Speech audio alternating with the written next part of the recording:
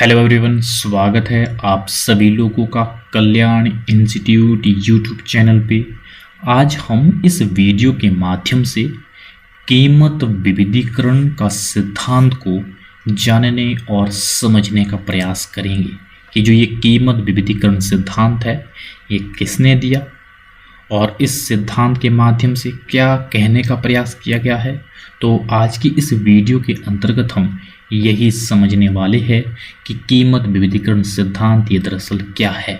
तो आप इस वीडियो को अंत तक जरूर देखिएगा और अगर चैनल को अभी तक सब्सक्राइब नहीं किया है तो चैनल को जरूर सब्सक्राइब कर दीजिएगा। तो चलिए समझते हैं कि कीमत विविधीकरण सिद्धांत ये दरअसल है क्या। कीमत विविधीकरण सिद्धांत, इस सिद्धांत को पिग्गू ने दिया और इस सिद्धांत में कहा गया है कि जब एक विक्रेता किसी वस्तु की विभिन्न क्रेताओं से विभिन्न कीमत लेता है तब ये स्थिति ऐसी कंडीशन में होती है जब बाजार में पूर्ण प्रतियोगिता नहीं होती है। यानी कि पूर्ण प्रतियोगिता जब नहीं होती है तब एक विक्रेता किसी वस्तु की वो विभिन्न क्रेताओं से भिन्न भिन्न कीमतें लेता है, यानी कि भिन्न भिन्न कीमतों पर वो वस्तुओं को बेचता है। ये कब होगा? जब पूर्ण प्रतियोगिता नहीं होगी।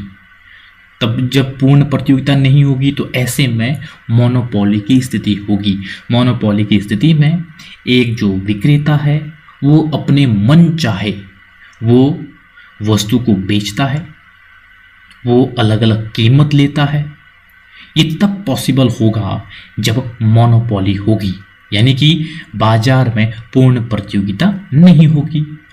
पिग्गू ने कीमत विविधीकरण की 3 श्रेणियां बताई है। 3 श्रेणियों में कीमत विविधीकरण को बांटा है, जिसमें कि पहला है प्रथम मोनोपोली, यानी कि एकाधिकारी विभिन्न इकाइयों को विभिन्न कीमत पर वो बेचता है। पहली श्रेणी पिग्गू ने कीमत विविधीकरण में ये बताया कि जो एकाधिकारी है वो एकाधिकारी जो उत्पादक है वो विभिन्न इकाइयों को भिन्न भिन्न कीमतों पे बेचता है। वो किसी एक तरह की वस्तुओं का उत्पादन कर रहा है, इसमें अलग अलग इकाइयां हैं। इन अलग अलग इकाइयों को वो भिन्न भिन्न कीमतों में बेच रहा है। एक वस्तु की अलग कीमत ले रहा है और उसी वस्तु की कैटेगरी की जो दूसरी वस्तु है उससे अलग कीमत ले रहा है। तो प्रथम श्रेणी में पिग्गू ये बताते हैं कि यहाँ पे जो एकाधिकारी है वो भिन्न भिन्न इकाइयों को भिन्न भिन्न कीमत पर बेचता है। और दूसरी श्रेणी में ये बताता है कि इसमें उपभोक्ता को कई वर्गों या श्रेणियों में बांटा जाता है और उन्हें भिन्न भिन्न कीमतों पर बेचा जाता है। यानी कि जो एकाधिकारी है, एकाधिकारी द्वितीय श्रेणी में क्या करता है? उसमें यह करता है कि वो उपभोक्ता को कई श्रेणियों और या ये कहे कि वर्गों में बांटता है। जब उन वर्गों में बांट देता है अलग अलग वर्गों में, तो जब वो इन अलग अलग वर्गों को अपनी वस्तुएं बेचता है तो उनसे वो अलग अलग वर्गों से अलग अलग कीमतें लेता है। जैसे कि भारतीय रेल इसका एग्जाम्पल है।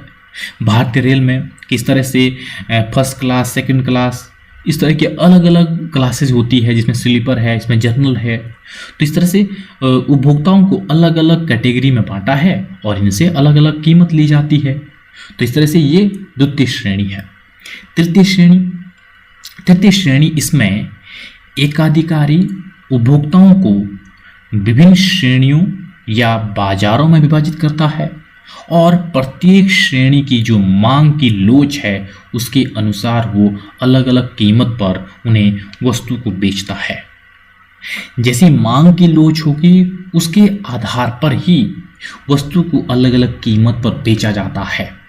तो यहाँ पे तृतीय श्रेणी में पिग्गू ये कहते हैं कि इसमें ये होता है कि जो एकाधिकारी है वो उपभोक्ताओं को अलग अलग श्रेणियों में या ये कहे कि अलग अलग बाजारों में वो विभाजित करता है और इन अलग अलग श्रेणियों की जो मांग की लोच है उसके अनुसार वो अपनी वस्तु को अलग अलग कीमत पर फिर बेचता है। तो इस तरह से पिग्गू के अनुसार कीमत विविधीकरण को इन 3 श्रेणियों में बांटा गया है, जिनमें ये किस तरह से अलग अलग कीमतें वसूल की जाती है। और ये स्थिति कब होती है? ये एक मोनोपोली की स्थिति में होता है, जब एकाधिकारी की स्थिति होती है। यहाँ पे पूर्ण प्रतियोगिता नहीं होती है। तो सबसे इंपॉर्टेंट कीमत विविधीकरण सिद्धांत में पिग्गू ने बताया कि यहाँ पे पूर्ण प्रतियोगिता नहीं होगी, यहाँ पे मोनोपोली की स्थिति होगी और मोनोपोली की स्थिति में जो विक्रेता है वो अलग अलग क्रेताओं से अलग अलग कीमत वसूल करता है। और इसके आधार पर पिग्गू ने कीमत विविधीकरण को 3 श्रेणियों में बांटा है और इनमें किस तरह से अलग अलग कीमतें वसूल की जाती है। तो इस तरह से यह है कीमत विविधीकरण सिद्धांत। तो आज की इस वीडियो के अंतर्गत हमने कीमत विविधीकरण सिद्धांत को समझा कि ये क्या है, किस तरह से, किसने दिया है, इसके माध्यम से क्या कहने का प्रयास किया गया है। तो मुझे उम्मीद है कि आपके लिए जो आज की वीडियो है ये वीडियो काफ़ी उपयोगी रही होगी।